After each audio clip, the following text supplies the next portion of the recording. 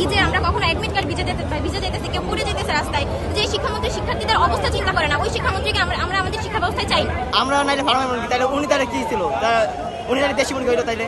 একটা দিনে 3 ঘন্টার মধ্যে একটা জীবন আপনারা শেষ করে দিতে পারেন না। এই যে রাজশাহীতে মেয়েটা যে আত্মহত্যা করলো, এটা দায়ভার কে নিবে? শিক্ষামন্ত্রী বলছে এটা আমাদের ফার্মের মুরগি, তো এটা কেন বলছে বা কি উদ্দেশ্যে বলছে, তো তার জন্য অনেকে আমার এটুকু বলতে মন চাইছে।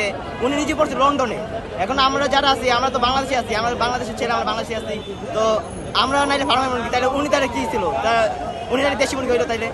এক কথা আমরা যদি ফার্মের মুরগি তাহলে উনি দেশি মুরগি, তো এতটুকু কি বলবো। আর হচ্ছে আমাদের দাবি একটাই, শিক্ষামন্ত্রী পদত্যাগ পাই। আমাদের পরীক্ষা যেমন হচ্ছে ভাই কোনো চাই না, শিক্ষামন্ত্রী পদত্যাগ রাখবো। আর আমাদের যে ভাইদের গায়ে হাত রাখছে তাদের একটা বিচার রাখবো, যারা মানে তাদেরকে হাত তুলছে তাদের বিচার করবো। আমরা 2 বছর পড়ালেখা করে ফিজিক্স ফার্স্ট পেপার পরীক্ষা দিই। আমি নিজে 2 বছর পড়ালেখা করে তারপর ফিজিক্স ফার্স্ট পেপার এক্সাম দিতে গেছি। এক রাতে আমরা কয়টা চ্যাপ্টার রিভিশন দিতে পারবো? উঠতে গেলে 6টাও আমরা পুরোপুরি রিভিশন দিতে পারবো না। ক খ এমসিকিউ এগুলো কখন পড়বো আমরা? কোনো টাইম ম্যানেজমেন্ট করার মতো একটা ক্যাপাসিটি থাকে না। সবাই বলছে যে বাংলা এক্সাম কঠিন হয়েছে, আমরা বাংলা এক্সাম দিছি, ইংলিশ দিছি, দেন আইসিটি দিছি, আমাদের প্রত্যেকটা এক্সাম ভালো হয়েছে।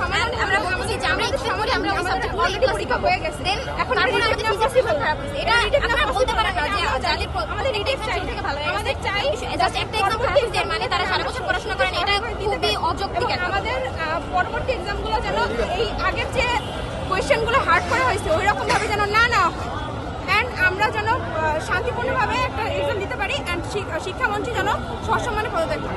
পদত্যাগ করলে কি সমাধান হবে বলে মনে হয়? পদত্যাগ করলে সমাধান না হলে ওনার মতো অযোগ্য একজন ব্যক্তি যদি তার অবস্থান থেকে সরে যান, অন্য কেউ যদি তার অবস্থান গ্রহণ করে অলঙ্কৃত করেন, তখন সেটা হয়তো আমাদের শিক্ষা ব্যবস্থাকে উন্নতির মধ্যে নিয়ে যেতে পারে। আপনারা কাকে যোগ্য মনে করছেন?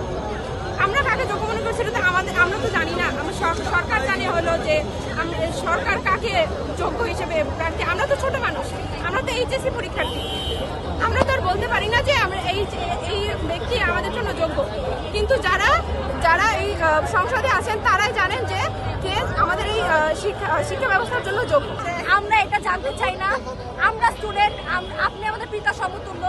আপনারা আমাদেরকে যেভাবে সম্মান করবেন আমরা ওইভাবে সম্মান করবো। সম্মান একদিক থেকে আসে না। যদি আপনারা আমার সাথে ভালো করতে চান, যদি চান যে আমরা আপনাদেরকে ওইভাবে সম্মান করবো, প্লিজ আপনারা ওই সম্মানটা দিবেন।